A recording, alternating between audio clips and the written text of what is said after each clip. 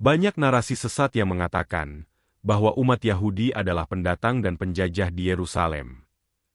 Tapi benarkah demikian? Dalam video ini, kita akan menguji klaim ini secara jujur dan terbuka. Selama bertahun-tahun, banyak umat Islam meyakini bahwa umat Yahudi adalah pendatang di tanah Yerusalem yang diklaim umat Islam tanah suci kedua bagi mereka. Namun saat kita membuka Al-Quran, menelusuri sejarah kuno, membaca catatan bangsa-bangsa besar, dan melihat bukti arkeologi, muncullah pertanyaan-pertanyaan yang membuat klaim Islam tersebut tidak lagi mampu berdiri kokoh. Ketika kita menyelidiki semua sumber itu satu persatu, muncul rangkaian pertanyaan logis yang mustahil diabaikan. Pertanyaan yang justru menegaskan siapa yang sebenarnya memiliki hubungan historis, spiritual, dan legal dengan Yerusalem. Karena itu, saya akan mengajukan 12 pertanyaan menohok yang akan memaksa setiap umat Islam berpikir ulang tentang narasi sesat yang selama ini diterima tanpa pemeriksaan. Oleh karena itu, mari kita mulai dari pertanyaan yang pertama. Jika umat Yahudi disebut pendatang di Yerusalem, mengapa surat Al-Quran 5 ayat 2 mengatakan bahwa tanah suci itu telah ditetapkan Allah untuk Bani Israel? Bagaimana mungkin orang Yahudi disebut pendatang, sedangkan Al-Quran sendiri telah mengatakan bahwa tanah itu telah diberikan kepada umat Yahudi? Yang kedua, jika Israel adalah penjajah di tanah Yerusalem, mengapa Islam mengakui nabi-nabi utama Israel, seperti Musa, Daud, dan Salomo, padahal semua nabi itu lahir, hidup, memerintah, dan beribadah di Yerusalem? Pertanyaannya, adakah catatan Islam yang dapat menunjukkan bahwa umat Israel berasal dari tanah lain selain tanah Israel? Yang ketiga, Al-Quran Surat Al-Maidah 5 ayat 21 menyebut bahwa Allah menyelamatkan Bani Israel dari Mesir dan membawa mereka ke tanah yang diberkati. Pertanyaannya, jika umat Israel pendatang, mengapa Allah dalam Al-Quran justru memimpin mereka masuk ke sana?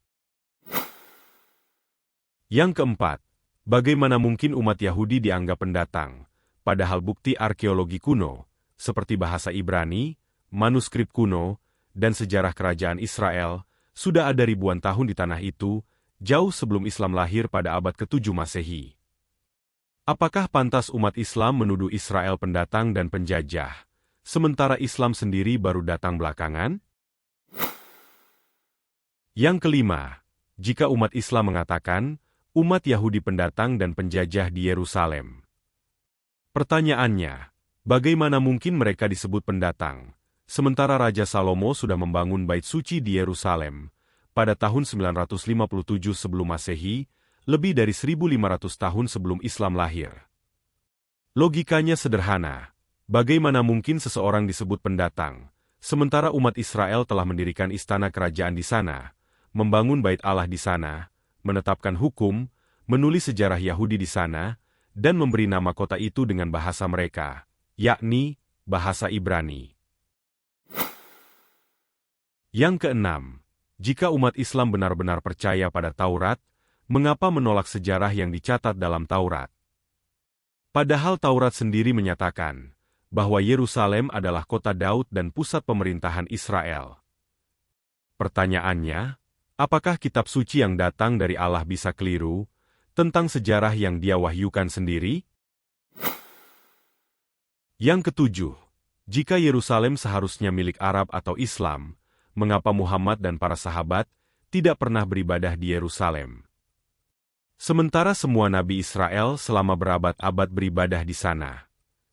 Kalau begitu, siapakah sebenarnya yang lebih memiliki sejarah panjang dengan Yerusalem, Israel atau Arab?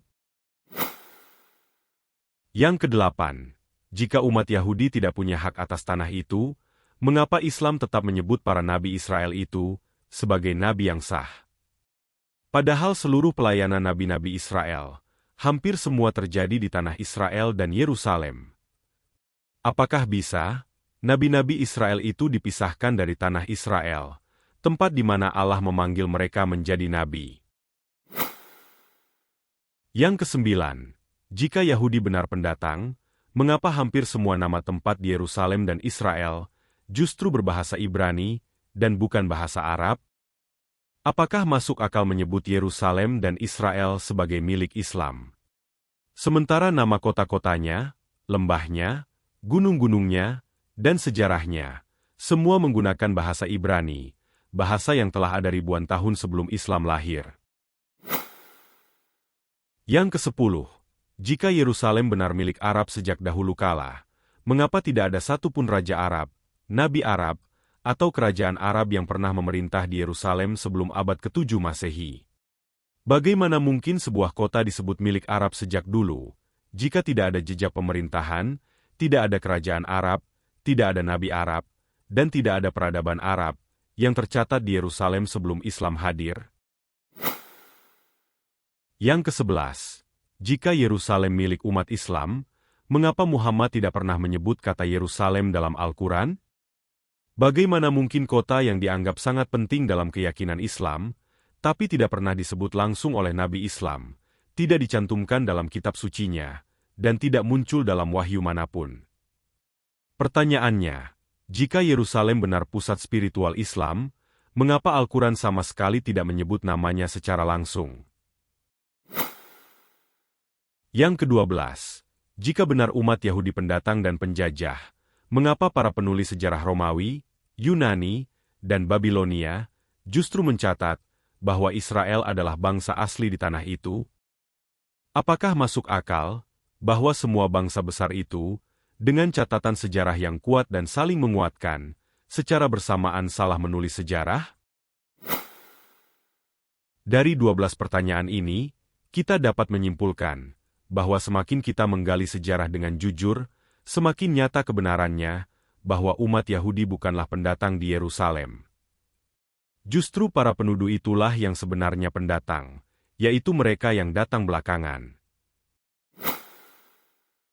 Fakta-fakta kuno tetap menjadi saksi yang berdiri tegak hingga hari ini, sementara narasi modern runtuh hanya dengan pertanyaan-pertanyaan sesederhana ini. Pada akhirnya, kebenaran tidak perlu dibela dengan emosi, cukup dibuktikan melalui sejarah, teks kitab suci, catatan kuno, dan akal sehat.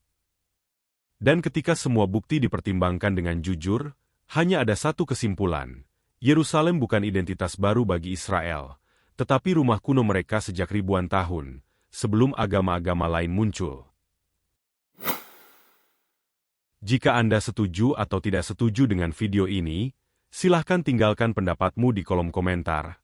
Tentunya harus sesuai dengan konteks yang ada.